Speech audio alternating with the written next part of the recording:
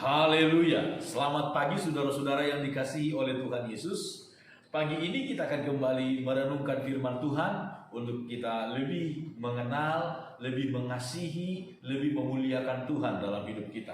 Masih dalam kitab 1 Petrus pasal 1 ayat 17. Dan jika kamu menyebutnya Bapa, yaitu Dia yang tanpa memandang muka menghakimi semua orang menurut perbuatannya, maka hendaklah kamu hidup dalam ketakutan selama kamu menumpang di dunia ini. Hidup dalam takut akan Tuhan. Kemarin kita sudah melihat arti yang pertama daripada takut akan Tuhan itu, kita memiliki rasa ngeri kepada Tuhan. Sekali lagi, jangan kita berdalih bahwa Dia adalah Bapa, lalu kita sembarangan kepada Tuhan.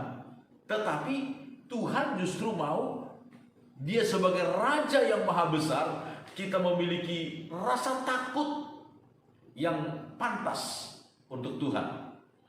Sama seperti bangsa Israel memiliki rasa takut kepada Tuhan, rasa takut yang benar-benar takut.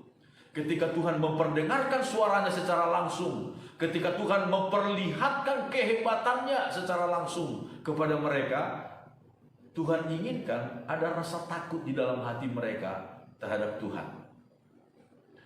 Yang kedua, makna daripada rasa takut itu adalah kita menghormati Tuhan. Menghormati Tuhan.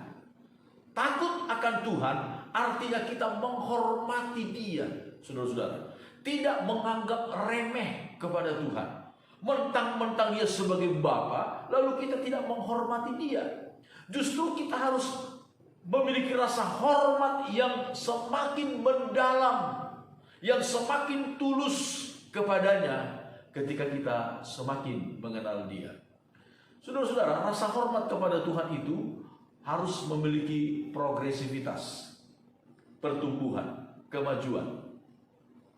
Ketika seseorang baru percaya kepada Tuhan, baru mengenal Tuhan, dia belum begitu banyak mengenal tentang kuasa Tuhan, tentang kekudusan Tuhan, tentang kasih Tuhan.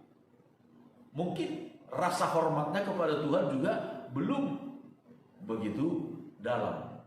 Tetapi seharusnya ketika pengiringan kita, pengenalan kita kepada Tuhan semakin lama, semakin mendalam, maka harus rasa hormat kita kepada Tuhan semakin dalam. Saudara-saudara, Tuhan menuntut rasa hormat yang semakin dalam dari orang-orang yang semakin dekat dengan Dia. Semakin kita dekat dengan Tuhan, semakin kita diperlihatkan kasih anugerah kemuliaan Tuhan, kita harus semakin dalam rasa hormat, penghormatan kita kepada Tuhan. Musa dan Harun di dalam kitab Ulangan pasal yang ke-32, saudara-saudara, kita melihat akhirnya mereka tidak diizinkan Tuhan memasuki tanah perjanjian karena mereka disebut tidak menghormati Tuhan. Ulangan 32 ayat 51, oleh sebab kamu telah berubah setia terhadap aku di tengah orang Israel, dekat mata air Meriba di Kades di padang gurun Zin, dan oleh sebab kamu tidak menghormati kekudusanku di tengah orang Israel. Siapa Musa? Tetapi untuk hal yang kelihatan sepele, saudara-saudara, ketika dia harus memukul gunung batu itu, padahal Tuhan hanya menyuruh dia berbicara, kelihatannya sepele. Tetapi itu adalah satu hal yang tidak menghormati Tuhan, dinilai oleh Tuhan. Kenapa? Musa adalah satu sosok pribadi yang sudah sedemikian dekat dengan Tuhan. Seharusnya dia memiliki rasa hormat kepada Tuhan yang jauh lebih tinggi dari itu. Ketika kedua anak Imam Harun, Nadab dan Abihu, mati ketika mereka mempersembahkan api yang asing di hadapan Tuhan, Tuhan berkata kepada Harun, kepada orang-orang yang karib dengan aku, kuperlihatkan kekudusanku. Saudara-saudara, semakin kita dekat dengan Tuhan, semakin kita banyak mengalami kemuliaan Tuhan dalam hidup kita, Tuhan menuntut kita semakin menghormati Dia. Daud menghormati Tuhan lebih dari segala-galanya. Dia menghormati Tuhan lebih dari dirinya sendiri. Ketika dia membawa tabut Allah kembali ke Yerusalem dengan pujian, dengan tarian, dengan segenap hatinya, dia menghormati Tuhan lebih dari dirinya sendiri. Mikal istrinya mengejek, mengolok, menghina dia. Tetapi apa kata Daud dalam 2 Samuel pasal yang ke-6 ayat 21? Tetapi berkatalah Daud kepada Mikal, di hadapan Tuhan yang telah memilih aku dengan menyisihkan ayahmu dan segenap keluarganya untuk menunjuk aku menjadi raja atas umat Tuhan yang di atas Israel. Di hadapan Tuhan aku menari-nari, bahkan aku akan menghinakan diriku lebih daripada itu. Engkau akan memandang aku rendah, tetapi bersama budak-budak perempuan yang kau hinakan itu, bersama-sama mereka lah aku mau dihormati. Saudara-saudara, Daud berkata, aku mau menghinakan diriku lebih daripada itu di hadapan Tuhan. Daud menghormati Tuhan lebih dari dirinya sendiri. Sangat berbeda dengan apa yang dilakukan oleh Imam Eli. Imam Eli dalam kitab 1 Samuel, kita melihat saudara-saudara 1 Samuel pasal yang kedua, satu hal yang sangat kontras. 1 Samuel pasal 2 ayat 29. Mengapa engkau memandang dengan loba kepada korban sembelihanku dan korban sajianku yang telah kuperintahkan? Dan mengapa engkau menghormati anak-anakmu lebih daripadaku, sambil kamu menggemukkan dirimu dengan bagian yang terbaik dari setiap korban sajian untuk umat Israel? Ayat 30 bagian B.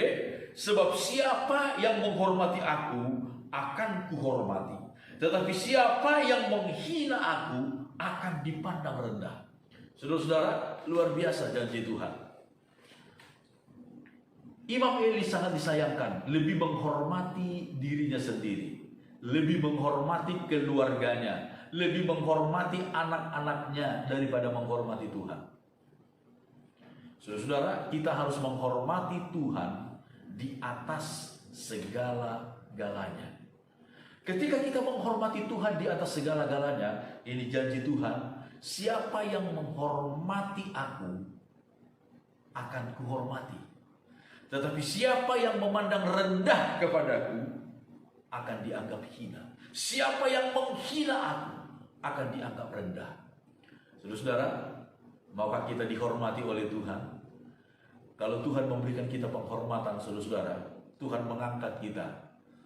Ada satu ungkapan dari hamba Tuhan berkata, 1000 tangan berusaha untuk menjatuhkan kita, menarik, menjatuhkan kita.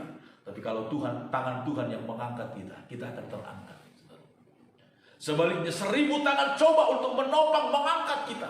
Tapi kalau tangan Tuhan yang menekan, menenggelamkan, kita akan tenggelam. Saudara, biarlah kita menghormati Tuhan lebih dari apapun yang ada. Dan kita akan mengalami Tuhan menghormati kita, mengangkat kita. Haleluya. Tuhan memberkati kita. Amin.